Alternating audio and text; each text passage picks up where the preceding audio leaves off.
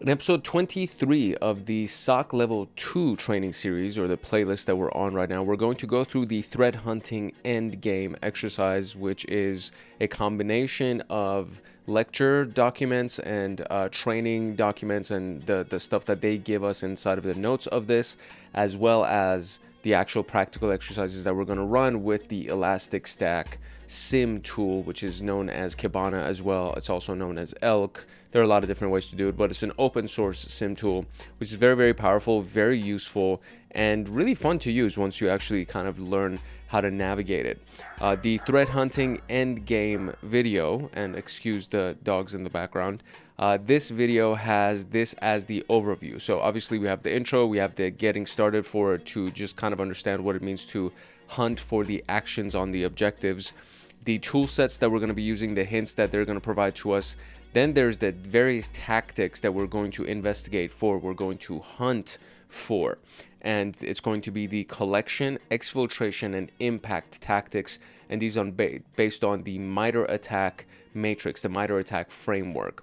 And then, of course, there's just a conclusion and the final notes and final thoughts. And I'm going to give you a few extra pieces before you are dismissed for the day. So that is what we got for the threat hunting endgame overview, which is a part of the threat hunting module inside of the SOC Level 2 pathway of TryHackMe. If you're serious about your CySec training and want access to me on Discord, consider joining Hackaholics Anonymous. We have 4 tiers: the supporter, agent, guardian, and master. Each tier gets their own Discord server and early access to content.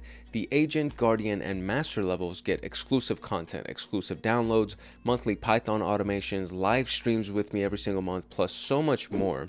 And to join, you can simply click the link in the description below, or you can go to our homepage and click the join button there, or you can go to youtube.com/@HankHacksHackers/join, and you'll be able to join Hackaholics Anonymous. Now, without further ado, let us jump into the threat hunting endgame room. Up until now, we have reviewed the threat hunting process for gaining a foothold inside of a network, the pivoting and moving laterally through the network, and now we are inside of the end game portion, which is essentially the portion for actions on objectives, and that is a phase of the cyber kill chain that is a really big deal that we've actually already talked about. There's a video on it. So we are pretty much in the final stage, or the end game, as the name implies. So we're going to go through the various MITRE ATT&CK techniques under the collection, exfiltration, and impact tactics, and then we're going to essentially learn how to conduct a threat hunting investigation to detect the attacker's main objectives inside of this system. The learning objectives are to gain applied hands-on threat hunting investigation skills, because we're going to be using Elastic Stack. We're going to familiarize ourselves with the action on objectives phase. We're going to familiarize ourselves with the correlating and evaluating artifacts for hypothesis, and experience the threat hunting process for a defined scope, a very specific scope. The good things to know for this, if you have not gone through these videos already, I highly recommend you do. So if you don't know what event logs are, or what the event log IDs are, Windows forensics, core Windows processes, sysmon, sysinternals, what MITRE is, the threat emulation mod. If you've never gone through any of these, I would highly, highly recommend that you go through them. I wonder if we've actually done something on threat emulation. I think we have. Yeah, I think we've already done the threat emulation portion of it, because it doesn't, let me see. It seems like I have, but it just says threat hunting endgame, hunt me 1, payment collectors, and hunt me 2. So I believe we've gone through the threat emulation, because the threat emulation module is essentially the module that we're in right now, or the threat hunting module is what we're in right now. So I would assume that we've already gone through that, or we're going through that as we speak, so to speak. So that is the prerequisites, and that's pretty much it. So let's just look at the threat hunting for action on objectives, and kind of wrapping our head around that before we dive into the investigation. So if you've gone through any of the other threat hunting videos that we've done, you should already kind of understand this process. But threat hunting in general is the systematic. So proactive is a big piece of it, because you're literally hunting for something. You're not responding to anything. But it is a systematic and iterative approach. The iterative part is very important because if you understand what an iteration is, it's like you have, 1, 2, 3, 4, 5, and every single one of those are iterations of the previous. So you go through one cycle, then you go through another cycle, and you go through another cycle, and every single cycle that you go through is an iteration. And so this is what probably one of the best ways to describe what threat hunting is like, because it's systematic, yes, and it's iterative, and you're looking for the process or practice, or you're investigating, I should say it like that. You're investigating and you're going through whatever you need to do to detect and find the malicious or suspicious activities that have happened against a network or a system or a person or a business, etc. So it's a process, right? It's something that you go through step by step. Ideally, you'll have some kind of a framework, which is where MITRE ATT&CK comes in, and it's so useful because it provides the step-by-step for you.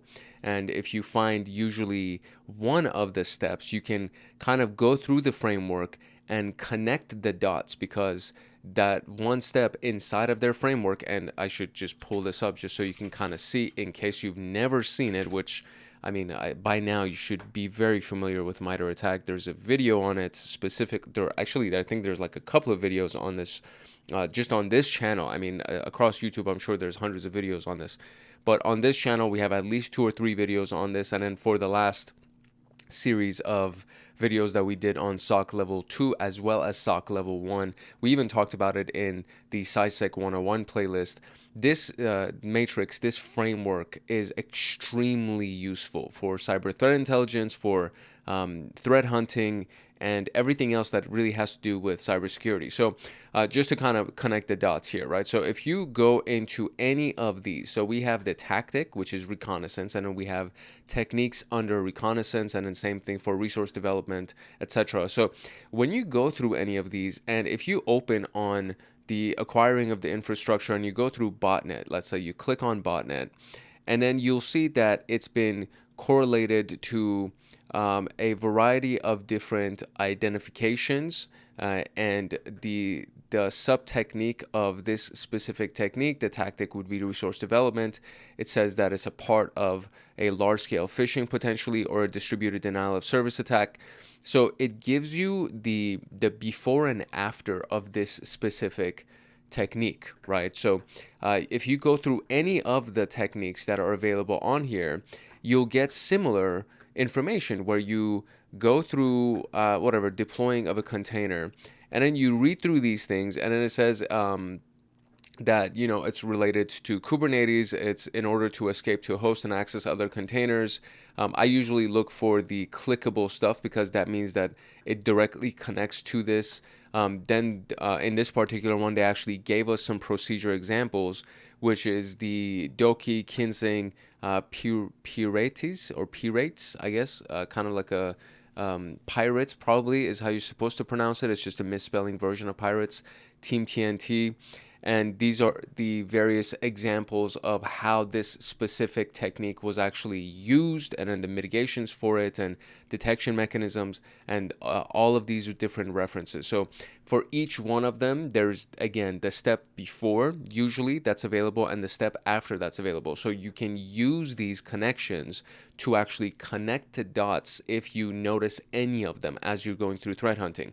So if you find any of those specific techniques, you can most likely just go read through the documentation and be like, oh, you know what, this is probably connected to this and this other thing, so I'm going to keep my eye out for these other things, because most likely this is what's going to be done. Now, the threat actor could be very creative and they could use different versions of it, but more often than not, they're not. And so more often than not, they're actually using some kind of preset set of instructions that have been available to them, unless they're a state level actor and they have funding from an entire country, and it's a massive advanced persistent threat group, an APT group that has team members, and it's not just a single person that's attacking, and they all have combined their knowledge base and their resources to do the attack. In that situation, okay, you can expect a more sophisticated attack. But if it's just something that's going against a corporation, and most likely it's just done by one person or two people, you can rest assured that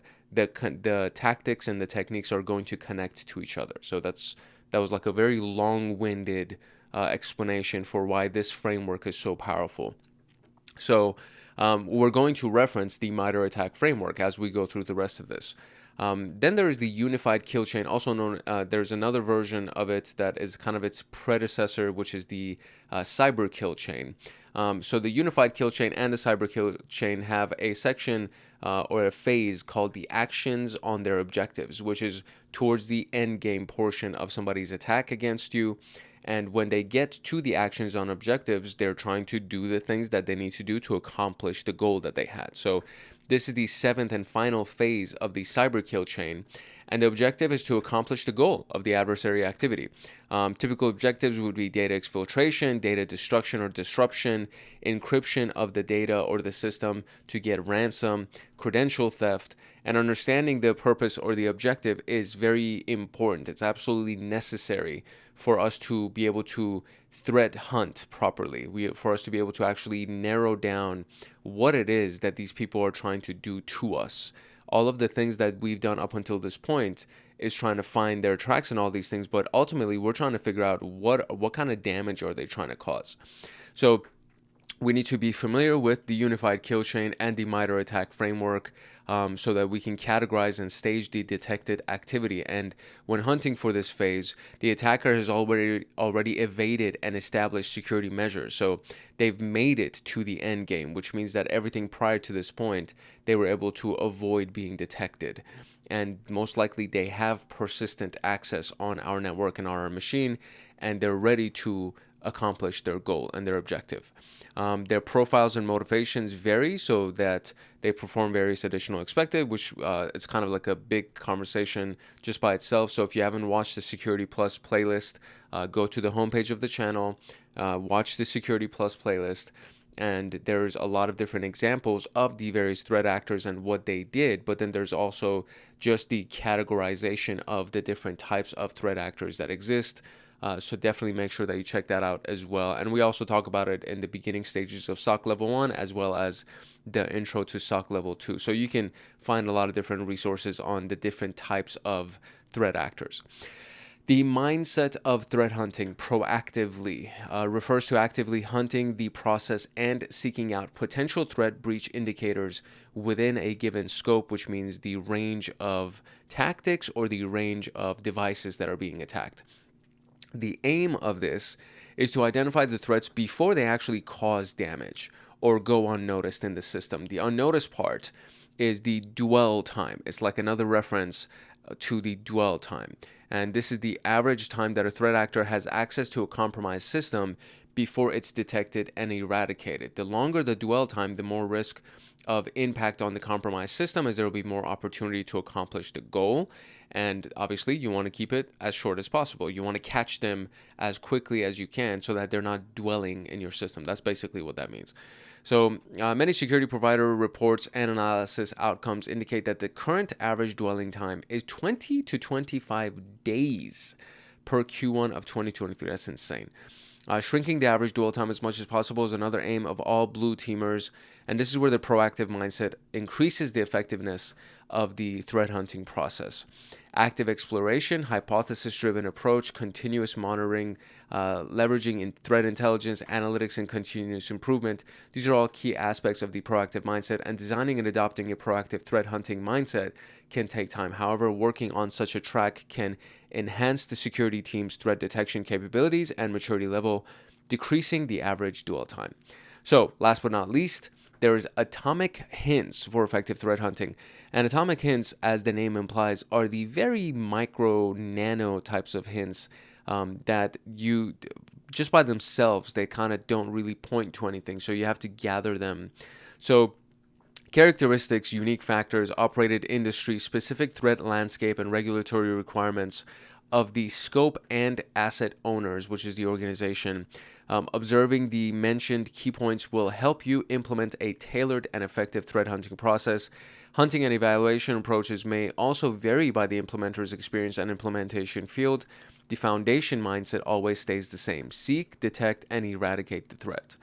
Then the benefit of leveraging threat intelligence and MITRE ATT&CK mapping when possible is amazing. So do it as often as you can.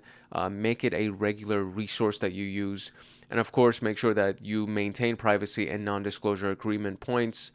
And following and identifying specific framework steps might sometimes be overwhelming because it's complex, and the framework itself, as you saw, can be very complex because it has hundreds of various techniques inside of it. So trying to follow that can be overwhelming, but that does not mean that you should not use it. It doesn't mean that you should shy away from it. So it's always possible to start with a customized, slightly simplified approach and collaborate with team members and responsible authorized stakeholders. So make sure that at the very least you have some kind of a framework, some kind of a map that you're following, instead of just kind of, throwing whatever at the wall and hoping that it'll stick.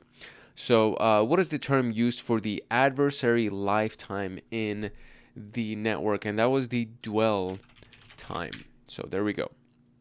All right, let's move on to the toolset and the hints. I've already started the virtual machine that we have right here, and it's actually something that we need the attack box, or you need some kind of an open VPN connection to be able to access it. This is the IP address that's been assigned to me, and when you click on start machine, that's when the IP addresses actually present themselves. Excuse me, I'm hiccuping. But if you have Elastic Stack already installed on your computer, then you can kind of just follow along with this and capture some kind of packets, or look at syslogs or any kind of other log inside of your system. To follow along with an actual investigation, there needs to be some kind of a compromise that is taking place. So obviously, I don't want you to download malicious files from the internet trying to find indicators of compromise. So if you can get access to TryHackMe, it's highly encouraged. It's not expensive. I think it's like $12 a month, or maybe $14 a month, something like that. So it's not expensive to do, and it gives you a controlled environment where you can use these virtual machines and attack boxes to actually go ahead and run these exercises. So I've already launched the virtual machine, which is the ELK dashboard, as well as the attack box to be able to access it. If you don't want to use the web browser attack box, which is what I'm going to be using, you can always just connect to the TryHackMe server using OpenVPN, and then from there you'll still be able to access this URL, which is going to be the ELK stack URL. So there's that. This is just the basic information. We have the ELK dashboard, the datasets, which is the datasets or indexes that are available for each task, and then they'll tell us which one we want to use. And then we have various logs. So there's the Windows logging, which is inside of the sysmon, there's the Windows native logging, as well as sysmon that we're going to be using. So these actually provide a good context for us to know what we can search by. So event IDs, for example, and various specific terminology, or very specific processes or binaries that are unique to the Windows environment. So the case here, the focus is on TA0009, also known as the collection, and it covers the hunting keylogger activity. So the log resources would be security, sysmon, Windows PowerShell, and PowerShell operational. When we go to exfiltration, we're going to be using the TA0010, also known as exfiltration, and the sources are going to be security, sysmon, PowerShell, and PowerShell operational. And then under impact, which is the TA0040, is the hunting, data destruction, and manipulation, and these are the log sources that are available. So that is what we got. So now I get to actually launch the ELK dashboard, and we get to kind of jump into it. So I'm going to zoom out of my screen real quick so we can go into split screen mode. And once we have this, I'm going to expand this into full screen mode, and I'll just open the questions and instructions on a different window so I can read through them, and then we'll use the full screen mode to actually run Kibana, because it's much more useful to be able to use ELK stack inside of a full screen like this. So Let's do that. Okay, cool. So this is what it looks like when you actually go to that IP address that they give you. The username is elastic, the password is elastic, and those are typically the defaults. So if you're doing this inside of your own computer, please make sure that you change the default username and password. So there we go. This is what we got. And then usually what happens is you just go here, and in this little burger menu, you click on that, and then you go to Discover. And then once you are in Discover, you get these little drop downs right here. And I always keep doing this. I don't know why I keep doing this. So let's see if I've zoomed out too much or no. Okay, that's fine. So if we go right here, we click on this piece, and then it'll show us the various indexes or indices that we have available. So there's the case collection, exfiltration, and impact. And these are the different indexes that we're going to end up using. And then there's always this piece too. So when you log into your dashboard, unless you've customized this and configured it for your own environment to show you a different time range, by default, it shows you the last 15 minutes. And we always have to zoom in on the actual date range of the incident that took place. And they'll tell us what the date range is so that we can hone in on that date range for the investigation. But for the most part, that's basically what it's like to actually log into the Kibana or Elk Stack portal, Elastic portal. And now we get to look at the collection tactics. So let's zoom in on this a little bit so we can read through it. And then from here, we will go ahead and run the exercise. The collection tactic is the TA0009 tactic inside of MITRE, and it's the set of techniques that's used or could be used by adversaries to gather the data that they want from your system or your network, and then they can use that data for the rest of their objectives. So since the data is directly linked with the adversary's objective, it's not always possible to identify which data type is significantly at risk. So there are a few commonly acquired data sources that should be considered during threat hunting.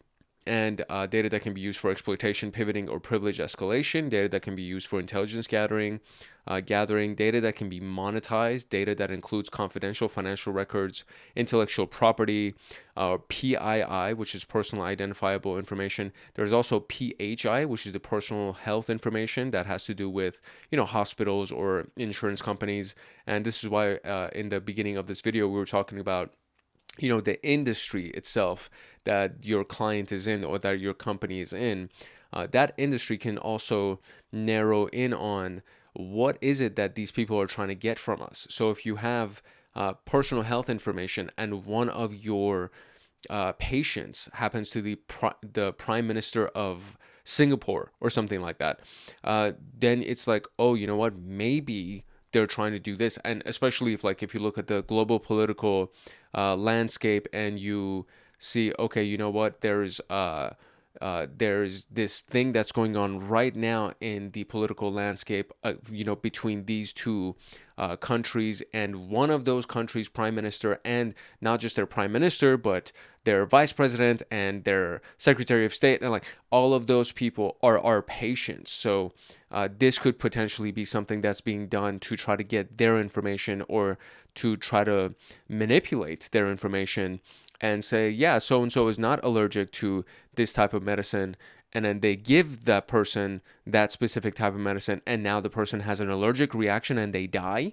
And it's like, oh, that's an easy way to get rid of your adversary without even doing anything. All you need to do is just hack into the hospital system and change their personal health information. You see, so it's like it's a long way to take to go and, compared to just, shooting somebody with a gun or using a bomb or something. But it's one of those things that's super sophisticated, but still super effective for what it is that you're trying to do. The commonly used techniques are the man in the middle, the ARP or LLMNR poisoning. So ARP poisoning, ARP poisoning, which is the address resolution protocol poisoning, or the link local multicast name resolution poisoning. Both of these things have to do with the information of the machine. So the ARP has to do with the MAC address. So the address resolution protocol is the protocol that connects the MAC address to an IP address. and as the OSI layers, as a packet travels through the OSI layers, somebody who is communicating with another device using the MAC address means that that person is most likely inside of that same network. Somebody who is communicating with somebody with an IP address, that means they're in different networks. And it could be within the same building. Technically, they just have different routers, so therefore they have different local area networks. Therefore, they're using their IP addresses to communicate. But ultimately, the ARP protocol is what connects MAC addresses to IP addresses and says this MAC address belongs to this IP address, right? So when you poison that, you can say, hey, you know what? This MAC address, like that could be the legitimate MAC address based on me finding some scanning or whatever. This MAC address belongs to this IP address, and I give the packet my IP address, and that, or I guess on this layer, I think we're still dealing with frames technically, but essentially you poison the data and you say, yeah, this MAC address actually belongs to my IP address. So the router will now send all of the data to my IP address instead of sending it to the other IP address. That's just one way of doing ARP poisoning. And then the link local multicast name resolution, it's a protocol based on the domain name system. So it's a DNS packet format that allows both IPv4 and IPv6 hosts to perform name resolution for hosts on the same local link, which is essentially another similar version of poisoning. You're just using a different protocol to poison the frames and the packets. The server message block relay is another one. DHCP spoofing, which is the dynamic host configuration protocol, which is the dynamic issuance of IP addresses for the devices inside of the network. All of those things could be spoofed or impersonated is another way of saying spoofing. Hijacking the connection, dumping the traffic, logging the keys that are entered. So somebody types in their username and password. That could be a way of key logging.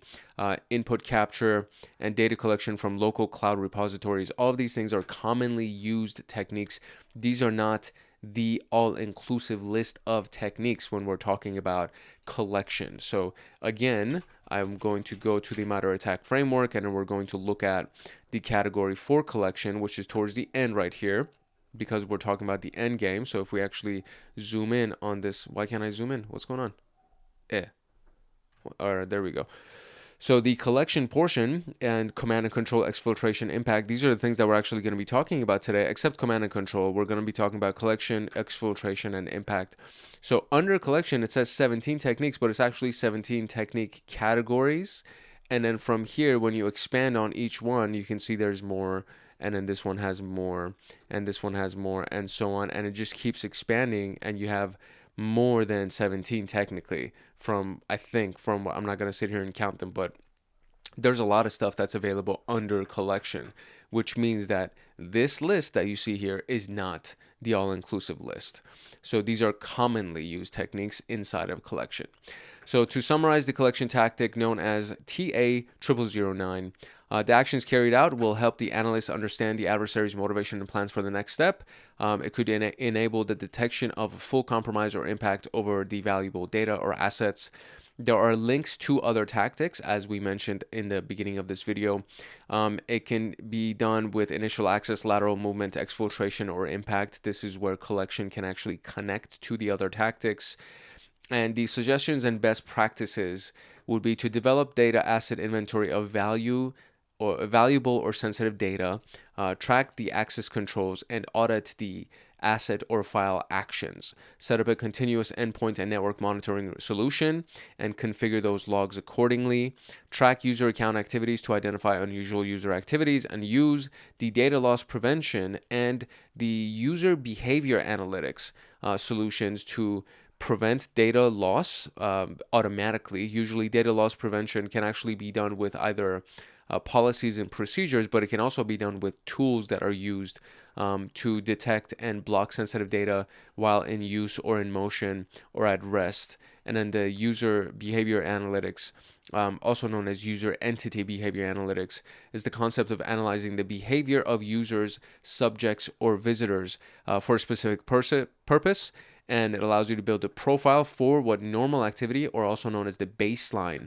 It allows you to build a profile of what that baseline is, that normal activity is, and then you look at everything against that baseline, and if it alters, or if it, what's the word, diverges, what's the word that I'm looking for, but if it basically moves out of that baseline, if it moves away from that baseline, that means there's something going on. That means it's an anomaly and we need to look at it. So then we are going to go look at the case example for hunting keylogging, which is this whole piece right here. So I think they're gonna kind of like walk us through essentially the types of queries that we would need to run inside of Elastic to be able to gather the data, and then they're gonna ask us several questions that we'll have to actually run the exercises for to be able to find them. So that's basically what happened when we were doing the last two threat hunting exercises. So keylogger hunting is what we're going to be doing, and the keylogger activity that is triggered by an abused administrative account or an attacker who gains an admin shell session.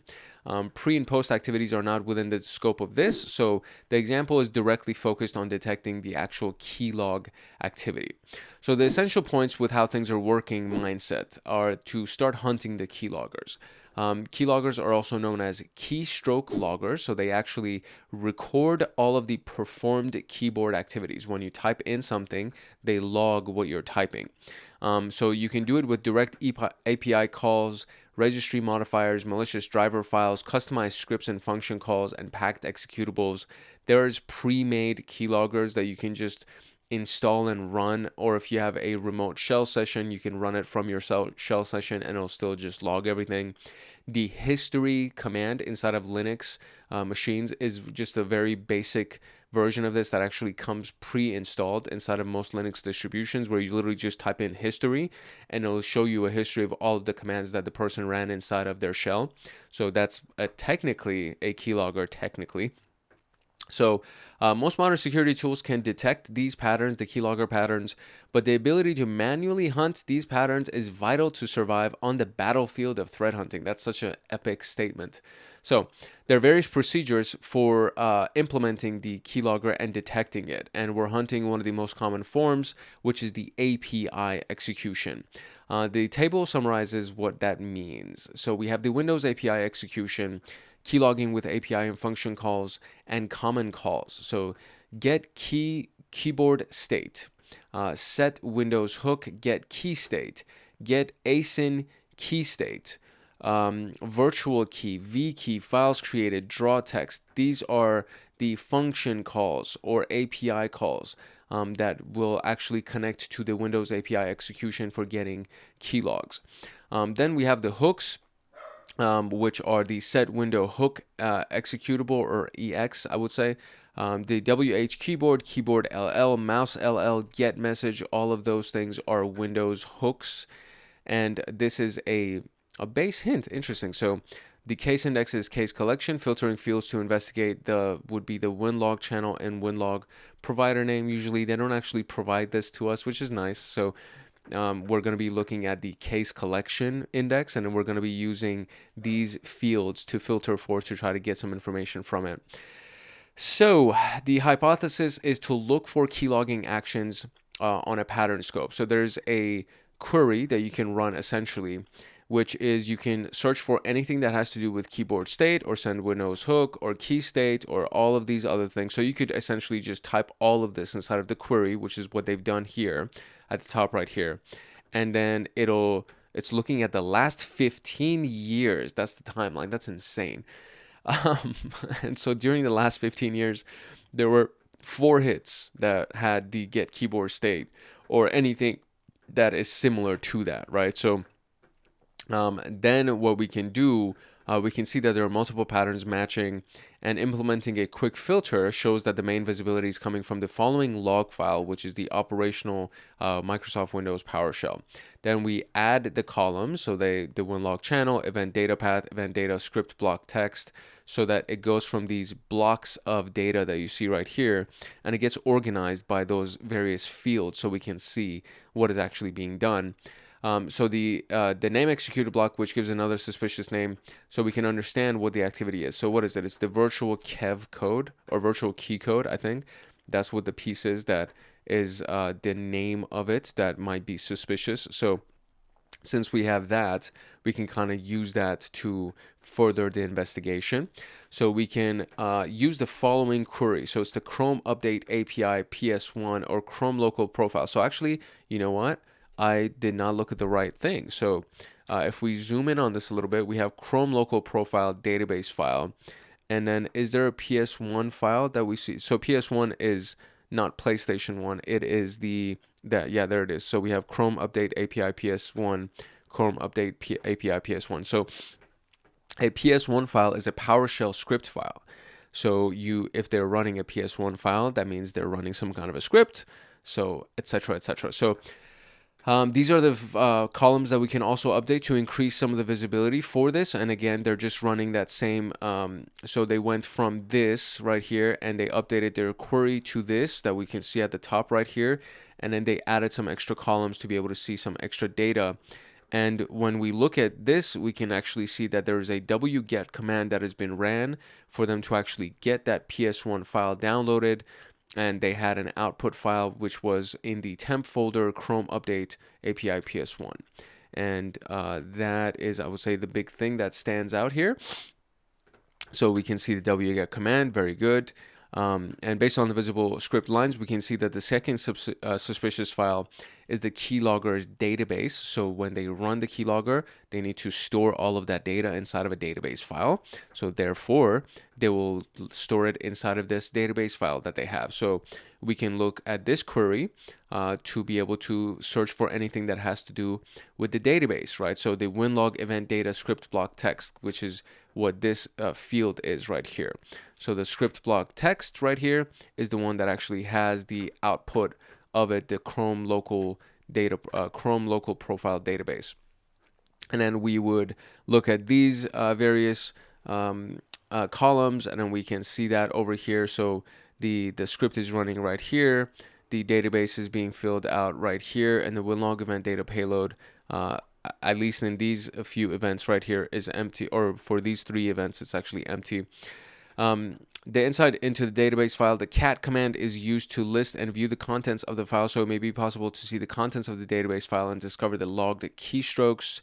And we can click on view surrounding documents to provide a similar option, which is just essentially trying to find another way to see what is connected to these events. So the connection of these the findings could be used to build a search chain correlating the parent-child relationship of the process executions to gain more insight. Similarly, focusing on the command execution and time and digging into the following events using the viewing surrounding documents will provide a simpler option. So if you click on the event that actually has the cat command of this, which is the 3rd event, it's basically the one at the very, very bottom. In this event, we can see that they're trying to concatenate or display the contents of that. So if you open that up, you'll get the option of view surrounding documents, and then you'll get to see the various documents that are available. So it creates a list showing the events in chronological order, and we can look at the 5 newer documents if you needed to. So you can load new documents. It's right here. So you can say load however many new documents, and then load all of the events that happened after the cat command. And you can see that what we have over here, and it's been obfuscated, it's been blurred out because probably the answers of the questions that we're looking for is inside of that. So that is what is available inside of the WinEventLog data payload portion. So the stuff that was empty before now actually has values inside of it. There's a copy of the command results on the terminal, as the command output is not directed or redirected to any file or address. That's why we focus on the executed command time and payload details. Now, the contents of the keylogger database are fully visible. The conclusion is based on the results. There are multiple activities, including Chrome, PowerShell, Notepad, and other system programs. After investigating, we notice that PowerShell starts a process that leads to child processes, which downloads the malicious script from a remote host, logs the keystrokes, and creates a database. This is the simplest way of hunting keylogger activity within a given pattern. You should keep track of these detected files to process and identify the relationships between them and create a timeline and discover the stolen data. Suggestions would be to look for file creation activities and how the malicious PowerShell script is created, process relations to understand the start, and function calls to understand if the adversary opens and transfers the dump. So what is the process of the ID of the process that downloads the malicious script? What is the logged mail account? And those are the only two questions that we have over here. So I'm basically just going to kind of start from the very top of these queries that were given to us to, again, just follow along with what they did.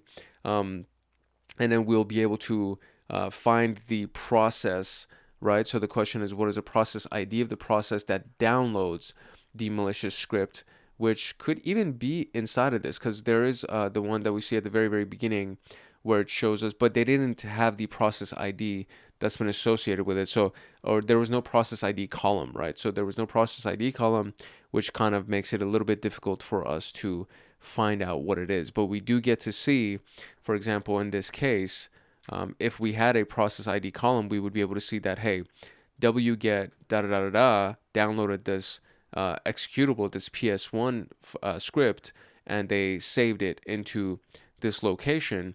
We would be able to get that process ID if we had access to that packet. So I'm still going to run for it. Essentially, I'm going to just skip this initial portion of the investigation, like this piece right here. I'm not going to do this piece. I'm just going to go through the search from this portion because we know that there's the PS1 or the database file. So we're going to go through those events, and then we're going to find the process ID of the process that downloaded that the malicious script. All right, here we go. We are inside of our tool here. First and foremost, we need to go ahead and update this. Instead of doing 15 minutes ago, I guess we're going to do 15 weeks. Is there 15 years? Yeah, 15 years ago. That's so crazy that that's like kind of what they did. So 7,944 hits in the last 15 years. Fair enough. All right, and then we're going to go over here and we're going to update our query, which is going to be the searching for the Chrome update API.ps1, like that. And, or I should say, we're also going to search for the Chrome local profile.db. And this is essentially the query that they ran when they were looking for these two specific files that were downloaded. And the organization of all of this data that we see right here needs to be done with these fields that we're going to search by, or filter by, I should say. So I'm going to update these real quick. And you could either scroll through them, which is simply just scrolling down through all of these things right here. You could do that, or you could just go over here and nicely type in what you want, and then press that plus button, and then it organizes everything for you. So let me go ahead and do that, and we will look at what we have in the events.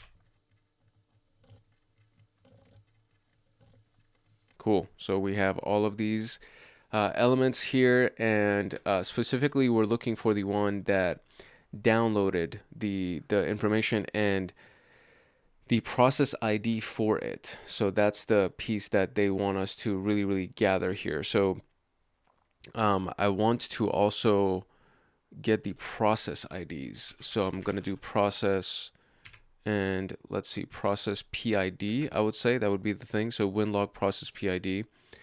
So I just typed process dot, and then that was available. So there we go. Now we also have this last column here, which is the winlog process PID. That helps us to search for this specific piece. And they want the one that has to do with the script. So really, I could even do this. I could just delete the portion that has the database element and just look for the PS1. And that only gives me 3 different hits, 3 elements. And there is only one that has the script block that says wget, etc., where it's actually downloading the script, and the process ID is 3388. So let's go over here and try 3388. And that is indeed the answer. Excellent. So what is the logged mail account? That's interesting. So what's the hint here? Find the log that contains the dump file content. Got it. Okay. So now what we want to do is we want to actually go back and use the Chrome file DB. And I'm going to only search for the Chrome file DB. That one has 11 hits for it. And we're looking for the one that actually has the contents of that, which has to be the event that has the cat command inside of it, because they're looking at the data here. So there was one thing that they added to make sure that we could see it, which is the payload portion. So I want to go find what that field name was specifically. So I'm going to get rid of a few of these things. The command line, I don't think I need, right? And I don't need the process ID anymore. So just to kind of organize this a little bit, we have the script block text, which is what they recommended, the event data path, which is what they recommended, and the payload. So that's the one piece that I need to also add. The contents of the data text is kind of irrelevant to us here as well. So we're going to look at the winlog event data payload. Cool, there it is. So now we have all of this information. It's empty for the most part right here, right? So input object, all of those things seem to be, I don't know, it seems interesting that these things, it has a value on this view that we're in, but it seems that this is not the value that we're looking for, because logged mail account, right? So the key log content is really the only piece that we're most interested in. So we're going to go over here, and I'm going to do the view surrounding documents button, and we'll see here, and we have all of this information, and we're looking for the logged mail account that would probably have like a .com or something inside of it, inside of the payloads.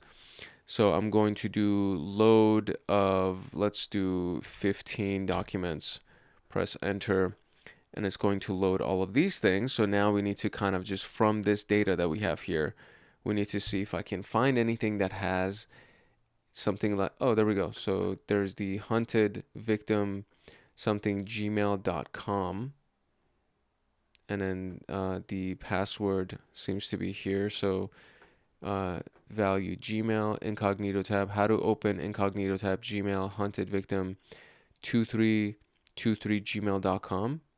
Maybe that's it. Seems to be it. Let's see if that is indeed it. No. So please ensure it follows the answer format. I did. Oh, yeah. So, I mean, that makes sense. I was just missing an @ symbol. So it is hunted victim 2323. It just misses the @ symbol. I came for the literal copy paste of this, the hunted victim 2323 gmail.com. I didn't include the @ symbol, but obviously an email address requires the @ symbol. So there's that. So huntedvictim2323 @gmail.com is the email account that was logged through the keylogger. So we're good with that. So now we can move on to the exfiltration tactic. The exfiltration tactic is known as the TA0010, TA0010. This is what is used to steal or leak data from the target system or network, and the aim of the tactic is to steal leak data, and the compression and encryption techniques also appear here. So looking for compression and encryption are used, one of the big hints that we can probably look for.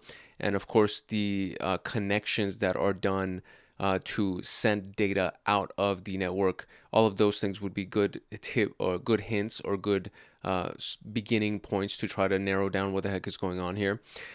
They're also used to gather the maximum amount of data, the compression and encryption, to avoid detection. And the common forms of appearance of this tactic would be sending data out to command and control servers, sending data out to alternative channels by using size limits on the transmission, data duplication, data transfer over alternative protocols, over encrypted, unencrypted C2 channels, exfiltration over a web service or cloud storage, exfiltration over Bluetooth and portable devices.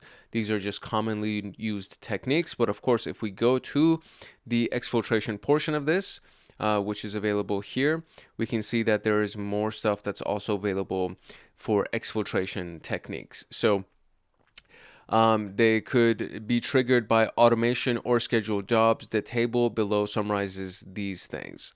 The actions carried out under this tactic highlight the lost or compromised data, which is a data breach. Hunting and understanding the details of this phase will help security teams detect the weakness and gaps in the implemented security measures. Also, data that's exfiltrated is vital to mitigate and enhance the detection prevention ability of the system. Then there is the tactic is the accomplished action on the target system, and the consequences of the successful attack. It can be considered in the last part of the attack chain. Therefore, we should consider the previous steps, which also starts with initial access, persistence, privilege escalation, and other tactics to inflict the damage. And these are the points that will actually help us: data classification, access controls, improving the monitoring and use of DLP solutions, and implementing data encryption for sensitive data. All of these things are good practices for protecting against the exfiltration tactic, right? So this is the case example that we're going to be using, which is going to be inside of our other index, which is the case collection or case exfiltration, where we need to go into that. And there are 241 hits, so it's a much smaller event list. So let's see. The mini scenarios hunting data exfiltration over ICMP traffic by focusing on pure Windows artifacts.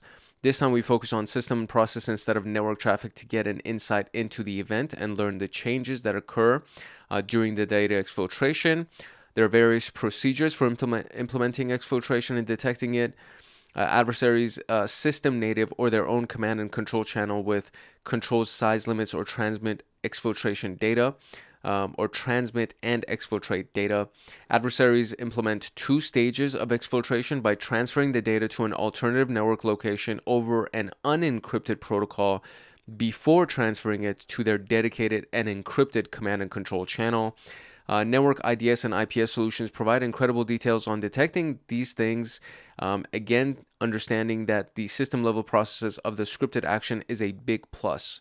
So we have the scripting with system tools and utilities. So these are just, I would say, the common calls that are listed for C2 execution, which is command execution over the servers. So you have ping, ipconfig, arp, route, telnet, traceroute, nslookup, netstat, netsesh, localhost, all these things. So SMB, SSH for secure shell, of course, wget, curl, cert, util, netuse, netcat, netcat, socat, DNSCat, all of these things are used for reverse shells.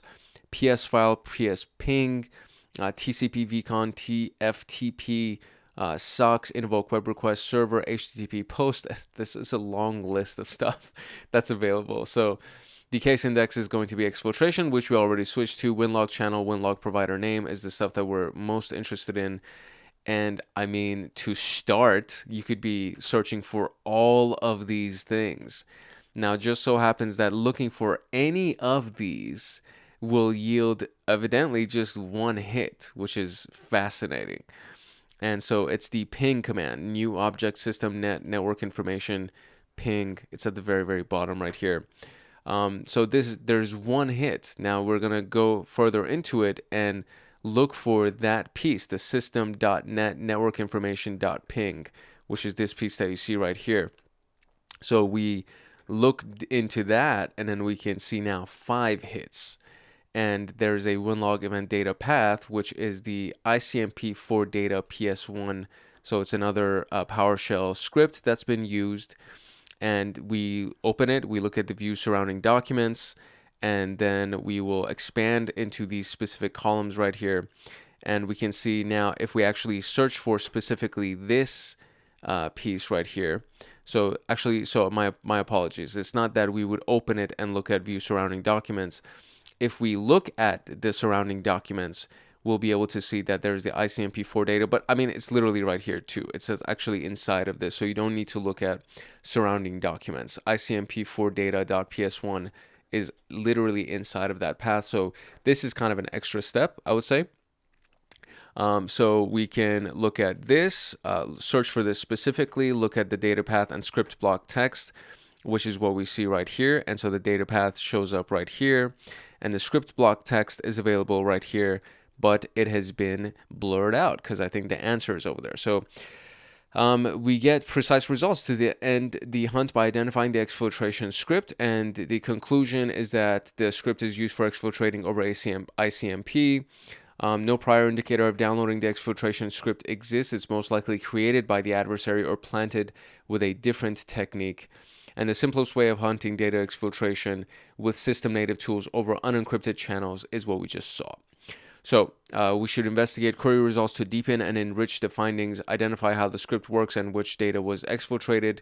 Suggestions would be the script analysis, exfiltration destination, connection made to the exfiltration destination. So we are looking for the total number of sent ICMP packets, how many bytes or chunk is the amount of data that was carried in each packet, what is the name of the exfiltrated document, what is the server's IP address in a defanged format where the exfiltrated document is sent. So let's start from the top. What's the total number of sent ICMP packets? Okay, so since we know essentially what the name of that ping thing was, the ICMP thing was, we can just search for that in particular. So we had it earlier over here. Where is it? It is this piece right here. So we technically know what this is, so we could just copy this and go over here and just paste that and then search for that specifically. And so we'll see that there are 5 hits for this, and we want to look for essentially the contents of it. I would say, what does it say? Event log or event data path is what they told us to search through, or to kind of organize the information by. The hint also says PS ICMP activity can be found with this piece, so that's also the only piece that they really give us. So what we're looking for is the count of pings, or right? Is that what it is? The total number of ICMP packets, essentially the count of the pings. So let's see, how can we organize this to see that information? So the first one that kind of seems interesting would be the winlog event data path field. And so it's the only one that actually has what seems like the piece that used this. So if we expand on this, we might be able to find some information that might be useful to us. All right, that did nothing. There was nothing in there. Let's go look at that one field that we used last time, payload. Oh, look at that. So payload data is actually very useful in this case. So let's see if we can, let's expand on this and see what we can see inside of this, because this seems actually very interesting. So I want to be able to search through this information. How can I expand this specific field? I'm very, very interested in this field. So if we scroll down from this specific event that we have right here, which is the very first event that actually shows the event data payload. If we scroll down a little bit, there's an element right here, which is the event data payload specifically. That's the actual name. So you can actually expand or collapse that, right? So if I go here, I have what seems like all of the ping replies that came here, and I just need to count them, I think. There should also be another way that we can search by this, so I'm very, very curious to see if there's a way that I can search by it. Okay, so I went through a good amount of research, and for the most part, every scripting type of language that I wanted to find and the scripting functionalities that are available inside of this version of Elastic. I tried a few different things through the index scripting, or the script filters that could be created, and various queries. You can make API calls. There's a lot of different things that you could do to potentially automate the counting of these values that we see over here. Unfortunately, it is too much. It's like too deep of a rabbit hole to try to go into to try to explain this, because it'll really, really veer us off from the purposes of this specific exercise in this video that we're creating. So as the phrase goes, it's out of the scope of this particular exercise. So I'm not going to take a lot of time to go through that, because for me, it's a learning curve. So I can only imagine what it would potentially be like for you. Now, you watching this, you could be way more advanced than me when it comes down to scripting and using Kibana and elk stack and all of that stuff. So if you can actually do it, then I would encourage you to go ahead and navigate it, and maybe even drop a comment kind of explaining what you did, because I'm sure that there are people that would like to learn these kinds of things, and it would be very helpful to them. For the purpose of this particular video, I'm going to just count this thing manually. There is one thing that I did do to kind of make it a little bit easier, is that instead of just having the asterisk of system net network information ping asterisk, instead of like having that initial value that we had, I did change it so that the win log event data payload is actually showing this specific phrase, and that was the only hit that showed up for us. So this is the only one that we have. It's the only event that actually shows this for us. And then we can go ahead and expand that over there, and then scroll down to the payload portion, which is this piece right here.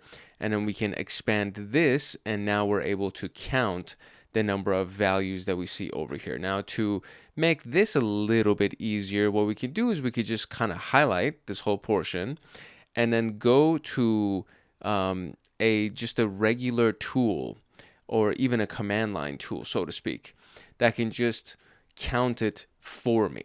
And I'm gonna just create a basic shell script that will show me how many times that this shows up, because it's also hard to just count it like one by one through this as you scroll up and down. So one of the easiest ways that you can do it is you can go to like a Google and just search for text editor, and then go here. And then what I can do is I can create a new text file, paste that in here like this, and then I can do Control F for find, and then I can do system.net. And just like that, it'll just show me 1 of 21. And that's probably actually the best way that I should do it. That's the easiest way that I can kind of show you a script that we can create to find this. This is not really a script, but it's like a little bit of a hack to be able to count the number of instances on something. So you can go to your favorite text editor. I'm literally using an open source one on Google. It's called texteditor.co. I pasted these values. I just highlighted that whole portion, pasted the entire values over here, and then I did Control F. And anytime that you do that, it shows you just the number of times that something actually shows up in the document. In this case, system.net is the only piece of this that actually is a part of these strings, and so it's 21 times that it showed up. That's like the quickest way that I can show you how to do that. So if I go here and type 21, that is indeed the right answer. Okay, great. So now we can move on to the next question. It says, how many bytes or chunks is the amount of data that's carried in each packet? And if we go over here, we should be able to also see that, the bytes and the chunks for each one of these packets, because I believe they're referring to those ping reply packets. So let's go see what we can find for that. Okay, to be able to find that, I took this piece back to the system.net network information ping, and then there's an asterisk at the end to bring up some of this other data that we had. We had 3 different hits, and then I narrowed it down by the script block text to be able to get some of the data that's inside of the script. And inside of that, we actually see read chunk size. So chunk is 15, it seems like. So let's try that. And that is indeed the answer. The hint says PSICMP activity can be found with that. So they actually did want us to narrow down in on that as well.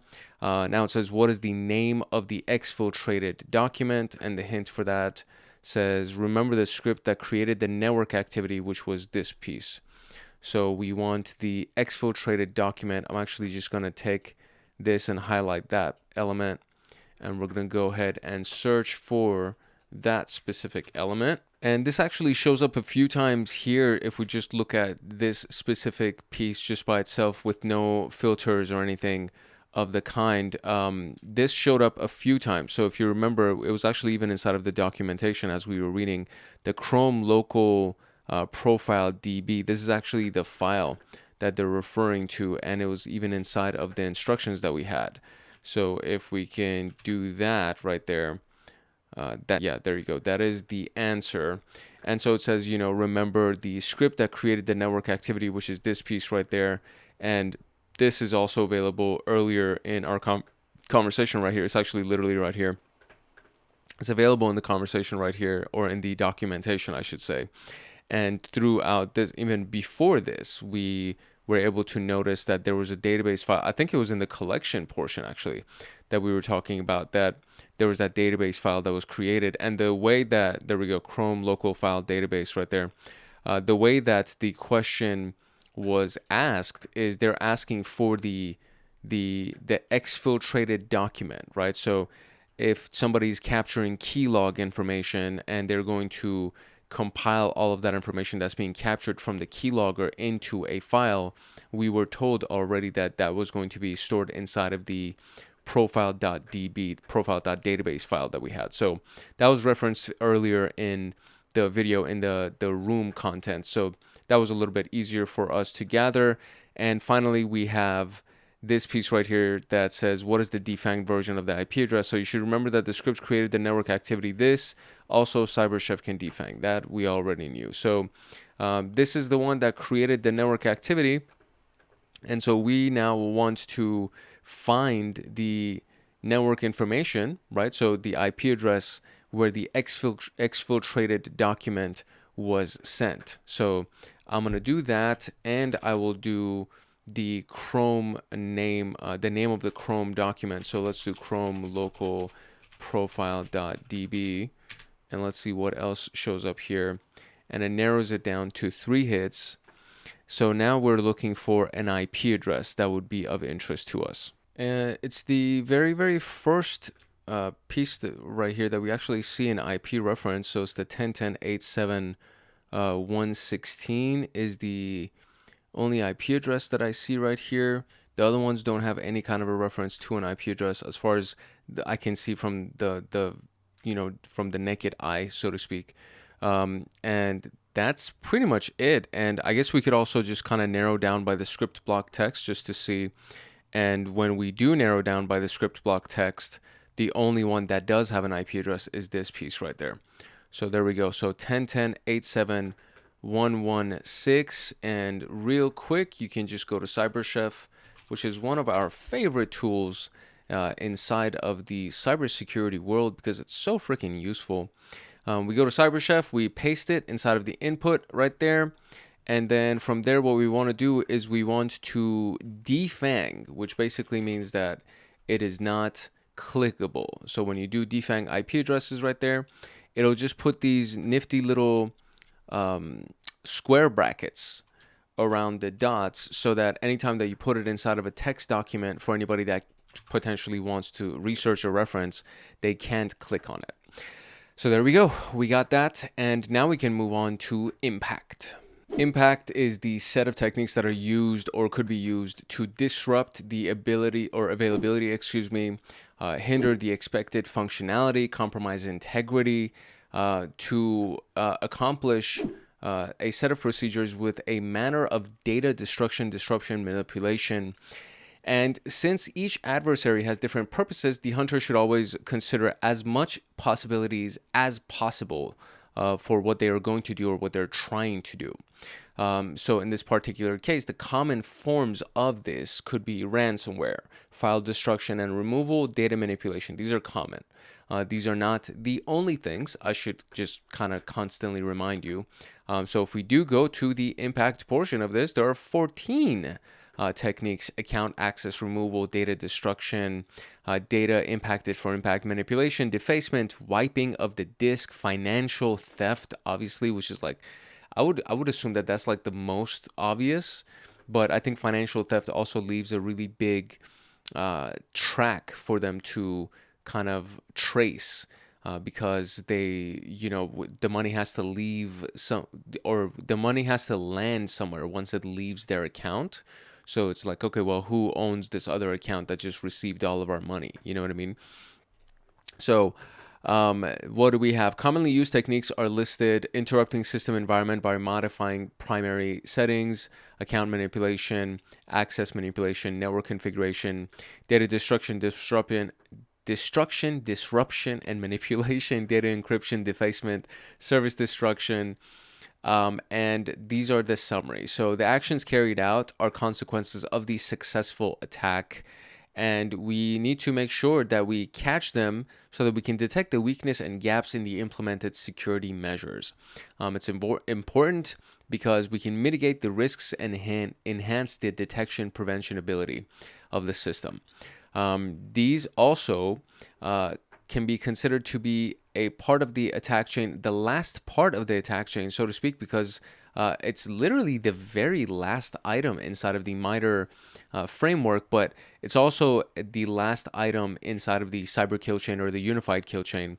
So everything that pretty much has happened leads up to this, right? So the previous steps and creating use case examples after all of this is done is very, very important. So the best practices against this would be regular risk assessments, threat hunting, pen testing, in-depth hardening and zero trust model where possible, improve the visibility and monitoring, prepare and implement incident response and disaster recovery plans.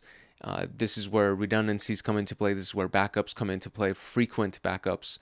All of those things will help you in case somebody tries to rob you or somebody tries to crash your system or hold you at ransom. All of that stuff is very important. So the case example that we have here is the data disruption manipulation portion. We're hunting the shadow backup removal and system recovery point corruption, which is the Olympic Destroyer APT group is actually the reference in this particular case because apparently they've done it very frequently. So if we actually go back to the MITRE ATT&CK website, we can actually search for that name. So if I search for the Olympic Destroyer, so let's actually do Olympic Destroyer by itself. We have Olympic Destroyer software, and then Olympic Destroyer takes aim at Winter Olympics. There is multiple situations or multiple results that show up for this. So this is actually a real scenario. This is a real APT group. There are different strategies that they can use for the disruption manipulation of that system, and then of course how we can detect it. Typically using the native system utility to evade security products and stay undetected is a big one. Ransomware is one of the biggest things that comes to mind, and it's not always used for indirect long-term system disruption. So the silent evil goals should be accepted as less visible but have a similar impact, and these are some of them. So you can use the scripting with system utilities and tools that would be the common things that are actually legitimate that could potentially work, right? So command execution and file access activities common calls are listed below. So delete or remove, SysAdmin, WBadmin, BCD edit, WEV utility, shadow recovery, boot stat policy or status policy. So we're going to use the case impact index. These are the two big things that we're interested in. And of course, as previous exercises, we're going to first start with searching for all of those things. And we can see that it narrows down to 64 hits. So let's see where it actually starts. So how many original events this thing actually has. And my screen keeps freezing for this. So let me refresh that real quick. All right, so the impact index, the case impact index, has 377 hits in total. So not, again, not another really gigantic one. So when we run this specific query, these list of options, we can see that there are 64 hits. And if we look at the WinLog channel field, and what are they doing in this particular case, we're going to visualize it and decide where to focus. So they go to visualization library and they decide where to focus. And in this particular case, this is probably something else that we could have done to see how many number of times something has shown up, maybe. For that specific series of queries that we had over here, once we go to the visualization library, we can see that there is these options that we have over here. Microsoft Windows PowerShell operational has 38 records, Sysmon operational has 18, security has 5, system has 3. As we are looking for system native tools, the security log could provide the low-hanging fruit. So we're going to go to the main filter here, and we're going to add an extra filter, which is for the WinLog channel security.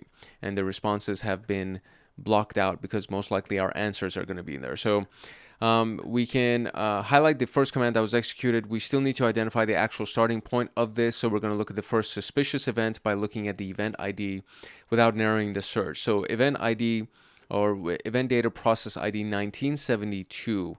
let's see what this actually yields for us, because I'm curious what that means.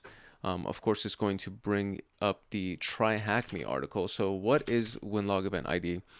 And it looks like there aren't any matches for this. Winlog event ID 1972. So let me do it like this. So what is winlog event ID 1972? And it still doesn't show me. So it says 1972 event ID 3 computer name, network connection maybe. It might seem to be that it has to do with a network connection. Using the column filters to increase visibility, we have event data command line, parent process, process ID, parent process ID, parent image. And this is the information that's available. Now it narrows it down to 3 hits. So once we focus on that 1972 event, it narrows it down to 3 hits for us. And results that are clear enough to explore and correlate the parent-child process relationship. The conclusion is that we can see that the revealed actions are targeted to disrupt the system by removing shadow copies and destroying the system recovery. This is the simplest way of hunting data system data manipulation with native system tools and utilities, and you can investigate further. So discover the primary process that launched the SAW process, sub-process to do planned adversary actions, and identifying the chained PowerShell command shell executions. What is the name of the system executable used to remove shadow copies? What is the main shell image that started the attack chain? What is the process ID that started the attack chain? I'm going to do 1972. No, that's not the process ID. That's the event ID. That's silly. Okay, my bad. All right, so let's start from the top here. So it says, what's the name of the system executable used to remove the shadow copy? So we'll go over here, and I'm just going to start from that very first research point that they kind of gave us. So let's use that very, very first query that brings up everything. All right, so when we look at this right here, this is that very first query that has all of those options potentially for us. We can see that there's a bunch of stuff that is available. So if I do organize by winlog channel, I can see that these are the potential channels that are being used, but I am interested in the name of the process itself. So that's the kind of piece that we're most interested in, I would say, because they want the name of the process. And I mean, just kind of like from the phrasing of the question, it says shadow used to remove shadow copies. So what if I do shadow? Nope, that's not it. So what if we do remove shadow? Is that it? No, that's definitely not it. Okay, I'm just trying things.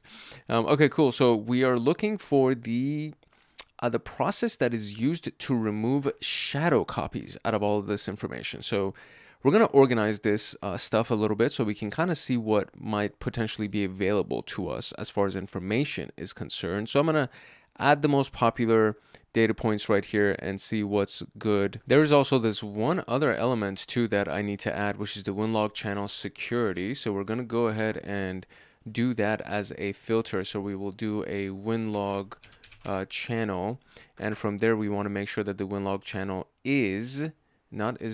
I accidentally clicked that. So we go here and we want security as our value to make sure that we actually do have the winlog channel as security, and it's right on the screen. So we have our selected fields, obviously the winlog channel itself, and then the command line that was ran, and right on the screen it says VSS admin executable delete all shadows quietly is what it wants us to do, or what they wanted the thing to do. And so we're going to copy that, and that, I bet, is the answer. So we're going to go over here and paste that right there. Boom. What is the main shell image that started the attack chain? And when we looked at the process ID field, once we add that process ID field, we can look at and see that that's where the 1972 came in from. I thought it was an event ID, but I was absolutely mistaken. It's actually a process ID that we wanted to filter by. So I'm going to copy this thing, go over here, and replace this query that we had with that 1972 process ID. And I will, I wonder if I need to remove the security log portion of it. I think we should, yeah, just to kind of make sure that we have all of the events that potentially exist. So we'll remove that security filter, and it has a total of 3. So that's whatever. And the question is, what is the process that started it all. And I basically just added these fields as our filters right there. And right here under the parent image, because that's the parent image is basically what starts the thing. So we have CMD being the command line that was ran, but the parent image is PowerShell. That is the process that started it all. So the main shell image, right, that started with the attack chain. So we will do PowerShell.exe. And what is the process ID that started the attack chain? And we already have that here as well. So we have the data process ID, or the event data process ID, and then we have the parent process ID. So I'm going to say it's 6512 because it's the parent, right? The parent that started it. So that should be the answer. Let's see if it is. And oh, it is. Congratulations. We have officially completed threat hunting endgame. Heck yeah. That was a cool exercise. Very much loved it. I hope you also got some value out of it, because we are getting deeper and deeper into the SOC level 2 studies and the instructionals. I wonder if that's actually even a word. But that's pretty much it for threat hunting endgame. So this was kind of a it was a guided investigation, and the next couple of rooms that we're going to be going into have to do with just the exercises themselves. So we're going to be left to our own vices, and we have to figure it out just based on the scenario that they provide us, and then everything that we learned inside of the threat hunting introduction, foothold, pivoting, endgame, all of that. And then, of course, going to all of the modules that are inside of the SOC level 2 element, which is, I think it actually took us a little bit further. So if I actually go into SOC level 2 right here, we'll be able to see that we had all of the previous modules that led to the moment that we are in right now, the moment that you and I are in right now. So SOC level 2 had log analysis, advanced Splunk, advanced ELK, detection engineering, and then obviously we are now in threat hunting, and then we're going to go into threat emulation, then incident response, and then malware analysis. So it's a strong pathway, and I'm really excited about it. So I hope you are going to hang around, and I hope you're going to stick around and go through this path with me, because it's very, very useful, and I think you will get a lot of value out of it as well. To get more videos like this one and other future videos that we're going to have when it comes down to pen testing and AI for cybersecurity, all of that stuff, I encourage you to like, subscribe, and turn on the notification bell so that you get notified the next time that a video comes out on this channel. And of course, go check out everything that's already on the channel. So if you actually go to the channel homepage, as you can see right here, there's a little button right here called playlist. You can click on that playlist button. It'll take you to every playlist that we actually have over here. And one of the big ones is the SOC level 2. So let me see if I can find it real quick. It's right here. So SOC level 2 is right there. There's currently 26 videos on there. If you haven't gone through SOC level 1, there's 80 videos that's in the SOC level 1. There's security engineering that exists. There's junior pen tester, and then we're going to go deeper into the pen tester stuff. So I'm going to recreate a lot of those videos with the current knowledge base that I have now and the new understanding that I have now. So there's going to be a lot of really good stuff. So you can already find all of that good stuff here that currently exists. And then if you subscribe and turn on the notification bell, like, drop a comment, all that good stuff, you'll get notified of the new videos that come out.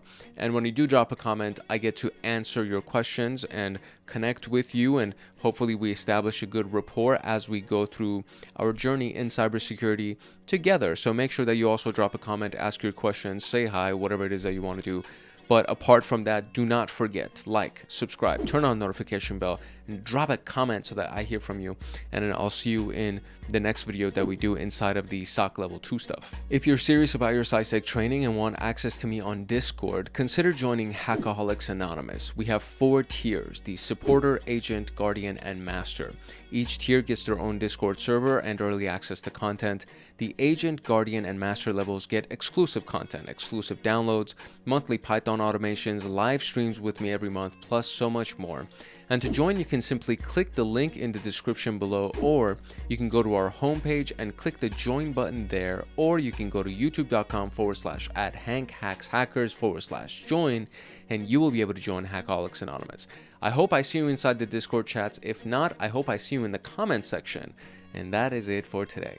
It's your boy Hank Hackerson at Hank Hacks Hackers. If you're ever network and system attacker/protector, if no one else loves you, Hank loves you. Love, peace, and chicken grease, and I will see you in the next video later.